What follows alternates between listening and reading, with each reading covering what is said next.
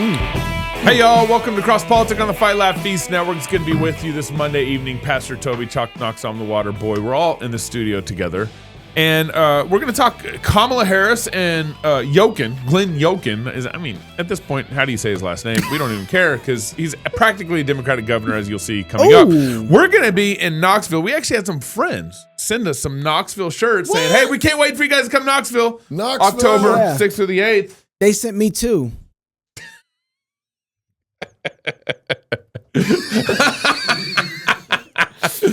Toby, do the math.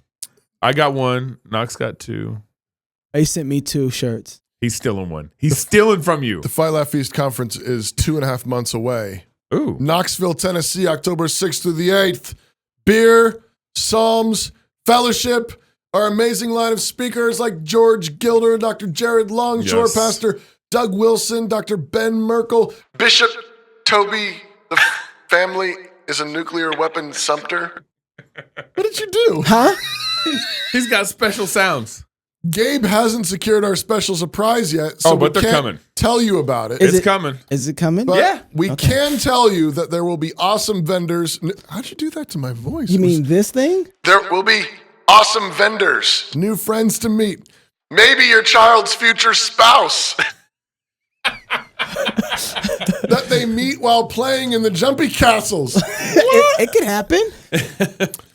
Save money by signing up for a club membership today. Club members get $100 off. Yep. FightLaughFeast.com. Sign up, register for the conference with that club discount. We can't wait to fellowship, sing psalms, and celebrate God's goodness in Knoxville with you. That's October 6th through the 8th. And if you want me to get a t-shirt, apparently you have to send it directly Yeah. to me. Somebody Probably at sent my me church two. office. Don't send it across politics. I don't know how they just sent me two don't- shirts. They don't. I just took it. It was hand delivered at Knox. They did tell me that was the problem. It was it hand could be delivered. for you, but I was like, nah, he don't even like shirts. He's a pastor.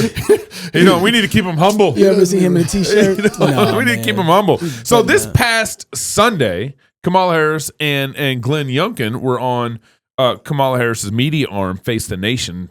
We're just months away from the midterm elections. Finish this sentence for me. Americans need to vote for Democrats in November because. That November, as you know, is just around the corner, and boy, the Democrats look to be heading into losing a majority in the House and in the Senate. In fact, Republicans are looking to gain anywhere from 225 to 255 seats in the House. Wow. Okay. All they need is to flip. Actually, all they need is 218 seats to have the simple majority. In the House. Okay, in the House, right? Okay. So Okay. it looks like they're already going to get the simple majority in the House.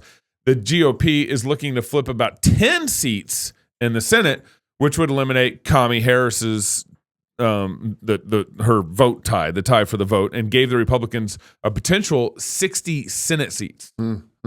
That's a lot. So That's you a got lot. different problems to worry about then. Polls are showing that 64% of Democratic voters want Biden out of the 2024 race, which is surprising because Biden won 2020 with 80 million votes. Yeah, but polls also said that Trump was going to lose. Surprising. All right. And if you guys I gave you guys some stats on this. If you guys pulled up, Oh, you gave us you papers. see, page 2 of 5, you'll see there. This is the New York Times Quinnipiac poll or Siena College Do poll. you got a Excuse me. magnifying glass? I know. Huh. But page 2, you'll see that Got numbers on it? only 26% of Democrats want Biden to run in 2024.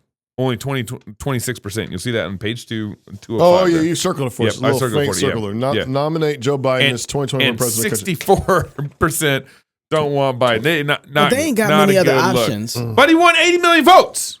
80 million. It's incredible. Was it 81? He flipped it. Yeah, something like that. Now, the New York Times polling, which I'm showing you some of this, shows the top 2 issues Americans are most concerned about, and the Democrats aren't even close to addressing are, you guessed it, the economy and inflation. Again, you guys can pull up your... Because that's their problem. They broke it, huh? So page 3 of 5 there, you'll see their top 2, and then it goes down to 3, 4, 5, and then everything down from there. I feel like I'm in a highlighted business that. meeting all of a sudden. The I just tossed mine away. inflation. Hey, we're a real... state of the democracy. Yep. Gun policies. Those are top 4. Abortion's only It got 5%. top 5, yeah, but it's 5%. Only 5%, Yeah. but that's the 5th one. So the Democrats are doing so bad, they can't even talk about the top 2 issues that actually matter to voters. That's because they're dictators. Hey, you know what? It says coronavirus 0%. Finally. I think that's winning. Finally. I think that's winning. And they're still going to be talking about it, though. So now Kamala Harris is on Face the Nation. This is her media arm, Face the Nation. Oh, is it? And she has some follow-up comments that we need to listen to. I think all of us share a deep sense of outrage that the United States Supreme Court took a constitutional right that was recognized, took it from the women of America. I mean, sit back and think about that for a moment. The highest court in our land just took a constitutional right that was recognized for women to make decisions about their own bodies. And so now we are looking at a situation where the government can tell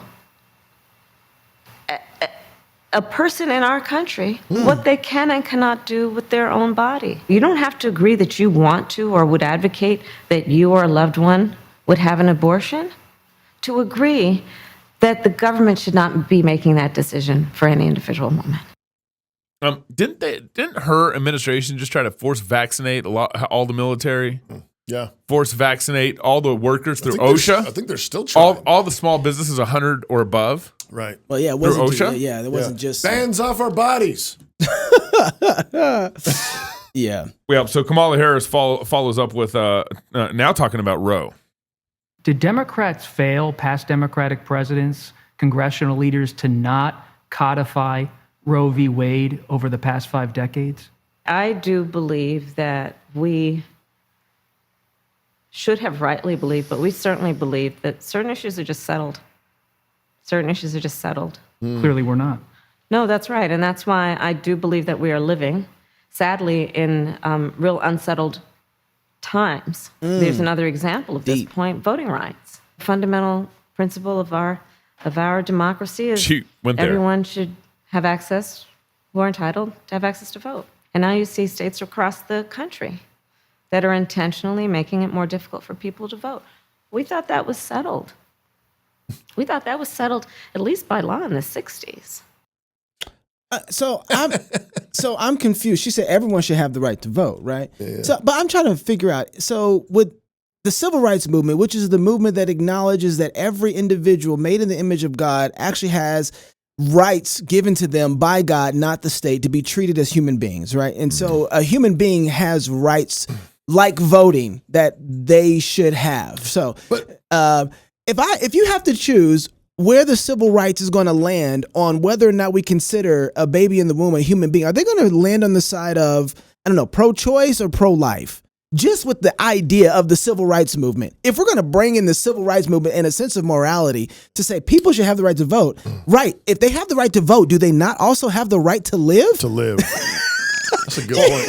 Well, I think. Hey, hold on a second. Yeah. How do you get one and miss over the other? Yeah. Right. Well, I think you're right. I think the 1960s civil rights would have fallen on the pro-life side of things.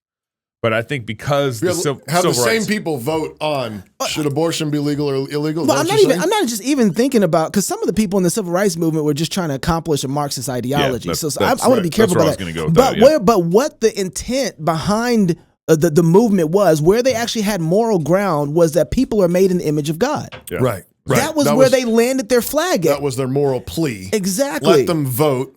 Don't kick them out of your restaurants, your stores. Can they buy and sell and have trade? They're human beings. Because they're human beings. Now, made in the image of God. Right. Yeah. Now you're going to use that to say that people are taking away your right to be able to reverse what the civil rights movement stood for? Right. Right. That's insane. Right. Yeah. Now I'm sorry we got to show you some more clips from Kamala Harris, but this is our vice president. I don't think you're really sorry. I don't think he is either.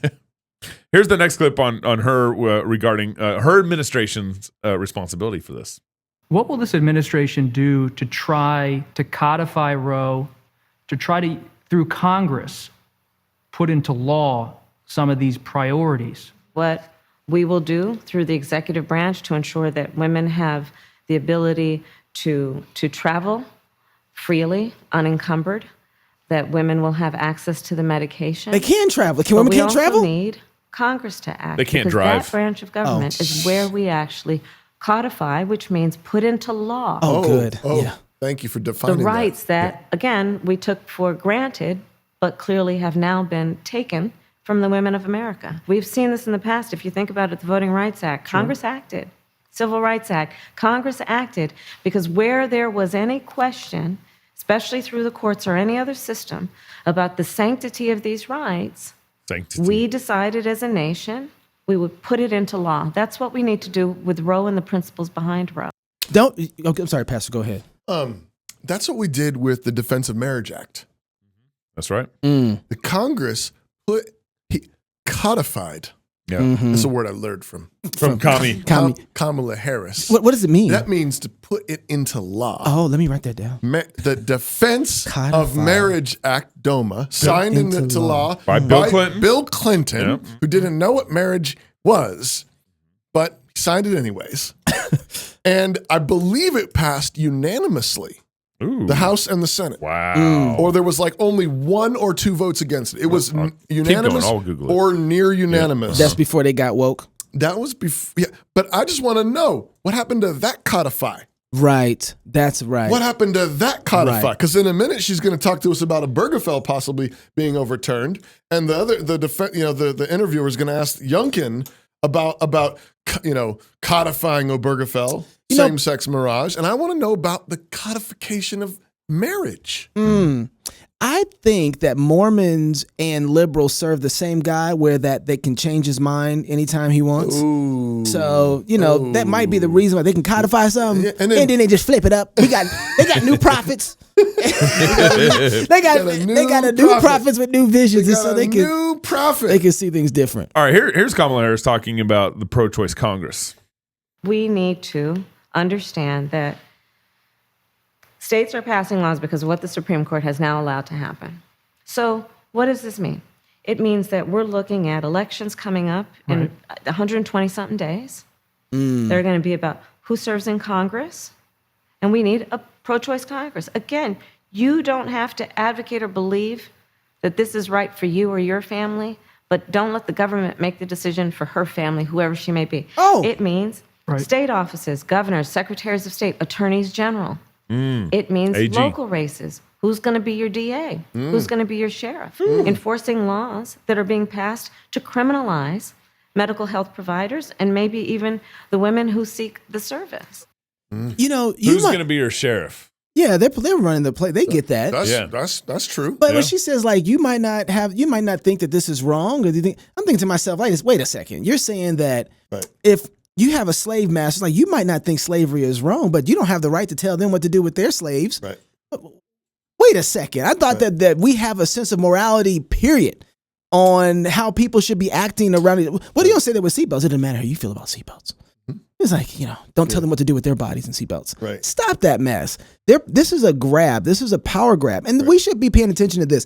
Everything that they are doing is using morality as a way to get leverage so they can flip it into something else outside of true morality. You just wish some interviewer would just ask the question, what's our standard for morality? Yeah. Oh, wouldn't that be great? Right? Where do we get our right and wrong? Yeah. It doesn't have to be a gotcha question. Just ask her, where is that fixed right and wrong? Do you think that women who have the right to have an abortion are getting this right from God? Yeah, right. Where do rights even come from? Right. Where do rights come from? I think just if we had actual media personalities who would actually ask just those foundational questions. Where's that standard? I want to stand up for those rights. Where do they come from? I don't think we can get Christians to answer that well.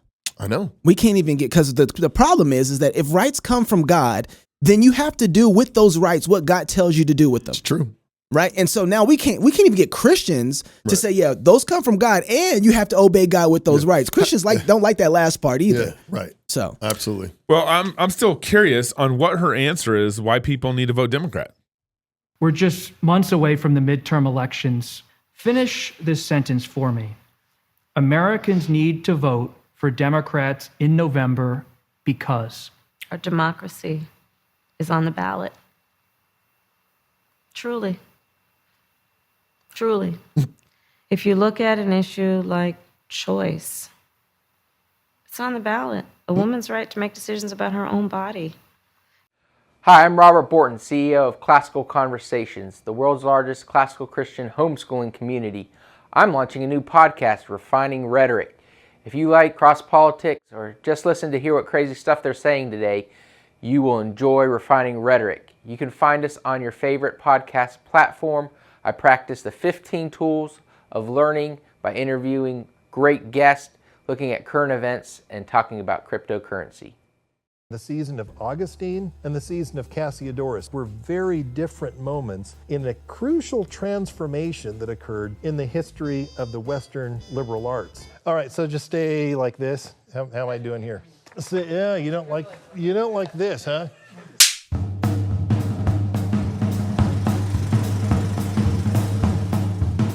What does a Christian education look like when non-Christians are the ones who control the institutions of learning? This is a question that confronted Bishop Augustine of Hippo in North Africa in the 5th century AD. Augustine lived at the twilight of the Roman Empire. He himself had been trained with the best learning that Rome at that time had to offer. He himself actually came through the ranks and taught rhetoric in some of the best schools. And it was then, after he had come of age, that he converted to Christianity, but he wanted to continue the project of education, but this time for Christians. And so he had to confront the question, what does a Christian education look like when the unbelievers control the field? When they control the institutions, when the whole apparatus and curriculum of learning emerged from a pagan environment. And so Augustine wondered, what is it that Christians should jettison? What is it that Christians can embrace? What is it that Christians can adopt but in modified form?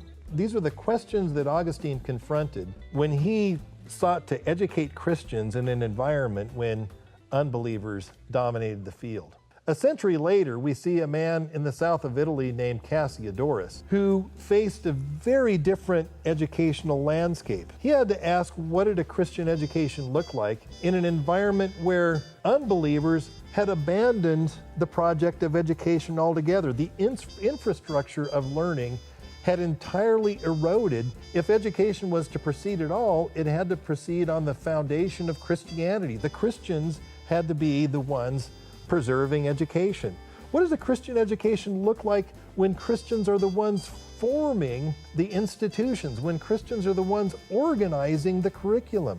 Well, these two seasons in the history of education, the season of Augustine and the season of Cassiodorus, just 100 years apart, were very different moments in a crucial transformation that occurred in the history of the Western liberal arts. We're going to be studying this story. We're going to be going back to the sources. We're going to go back to Augustine. We're going to go back to Cassiodorus. We're going to ask ourselves which of their predicaments most resembles our own.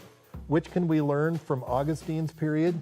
What can we learn from Cassiodorus's period? As we confront these questions, we're going to engage these sources, and we invite you to join us here at New St. Andrews College.